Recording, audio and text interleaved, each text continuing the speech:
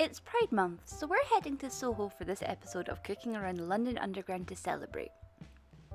One of the most fun and vibrant areas of London, there's so much to see with hundreds of bars, clubs and restaurants to try. The heart of London's LGBT community is Old Compton Street, with bars like GAY, She and Coup.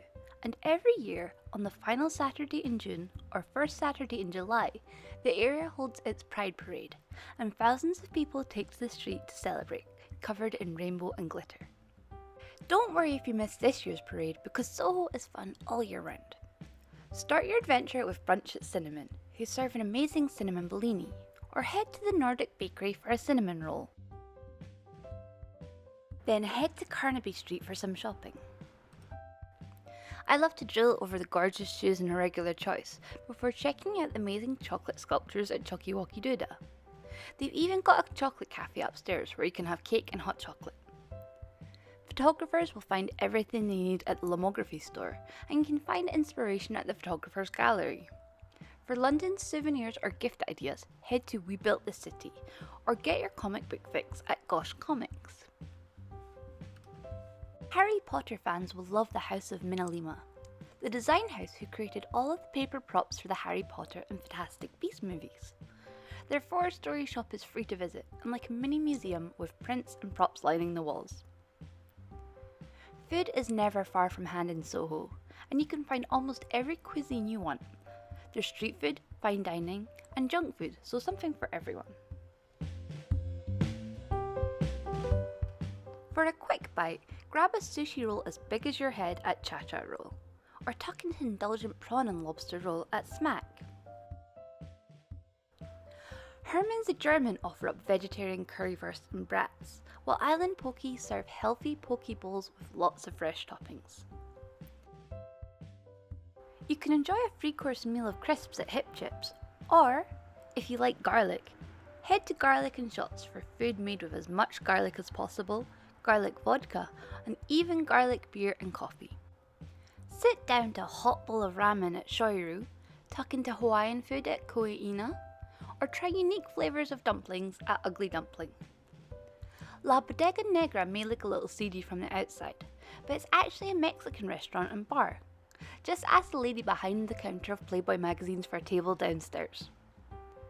For a really fancy night out, head to Bob Ricard and sit in a table equipped with a press for champagne button, and indulge with their show-stopping chocolate bomb dessert.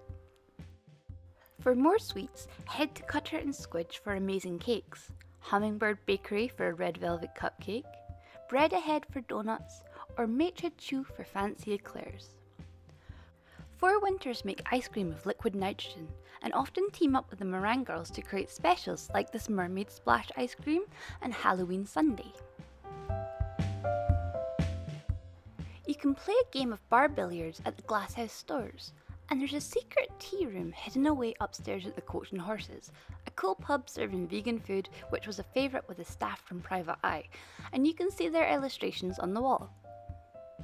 With so many bars to choose from, there's no better place to head for a night out.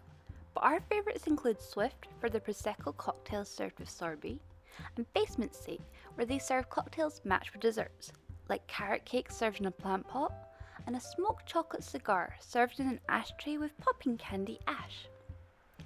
And finally, if you love the London Underground as much as we do, make sure to make a reservation at Cahoots, a tube-themed speakeasy which will whisk you back to the 1940s while you drink cocktails and sit in a vintage tube train. Inspired by Soho and the Pride Parade, I'm going to show you how to make some rainbow cupcakes with a cream cheese frosting. Measure out 150 millilitres of soya milk into a jug. We'll turn this into buttermilk by whisking in a tablespoon of lemon juice or vinegar.